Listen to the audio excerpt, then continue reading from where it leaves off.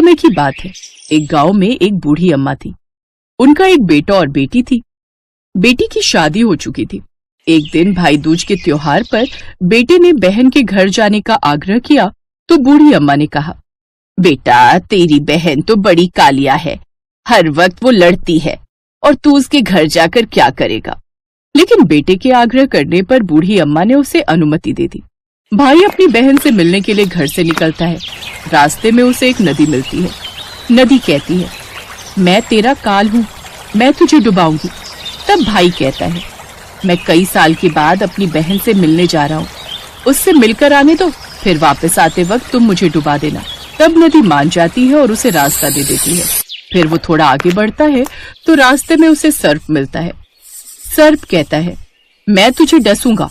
तब भाई कहता है, पहले मुझे अपनी बहन से मिलकर टीका लगवा लेने दो, फिर वापस लौटते वक्त तुम मुझे डस लेना। सर्प भी उसे रास्ता दे देता है। फिर वो आगे बढ़ता है तो आगे जंगल में उसे एक शेर मिलता है। शेर कहता है, मैं तुझे खा जाऊंगा। तो भाई उसे भी वही कहता है, मैं पहले अपनी बहन से मिलकर टीका लगवा लूं, फिर लौटते समय तुम मुझे खा लेना। फिर शेर भी उसे रास्ता दे देता है।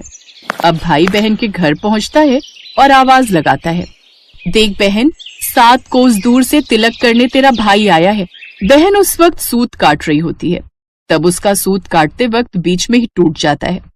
ऐसी मान्यता है कि अगर सूत काटते वक्त सूत बीच में टूट जाए तो जिस बहन का इकलौता भाई होता है वो जब तक सूत पुनः जुड़ नहीं जाता तब तक बोलती नहीं है। भाई पुनः बाहर से आवाज लगाता है।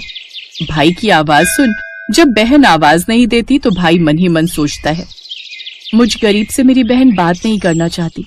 माँ सही कहती थी, मुझे यहाँ नहीं आना चाहिए था। ये सोचकर भाई वापस लौटने लगता है। इतने में बहन का सूत पुनः जुड़ जाता है और वो भाई को आवाज देती है और उसकी तरफ दौड़ती है। फिर उसे बात न करने का कारण बताती है। फिर स्नेह से उसे अपने घर में ले जाती है। अब वो अपनी सहेली पड़ोसन के घर जाती है और उससे पूछती है, सहेली, कोई जान से भी प्यारा मेहमान घर आ जाए तो क्या करना चाहिए? तो पड़ोसन मजाक में कहती है कि तेल से चौका लगाना चाहिए और घी में चावल पकाने चाहिए। भोली बहन पड़ोसन का मजाक समझ नहीं पाती और वैसा ही करती है। अब ना तो चौका सूखता है और ना ही चावल सींचते हैं। कुछ देर बाद भूखा भाई बहन से कहता है, बहन भूख लगी है, खाना परोस दो। तब बहन बोली, भाई आज ना तो चावल सींच रहे हैं और ना ही चौका सूख रहा है। तब भाई बोला, बहन कैसे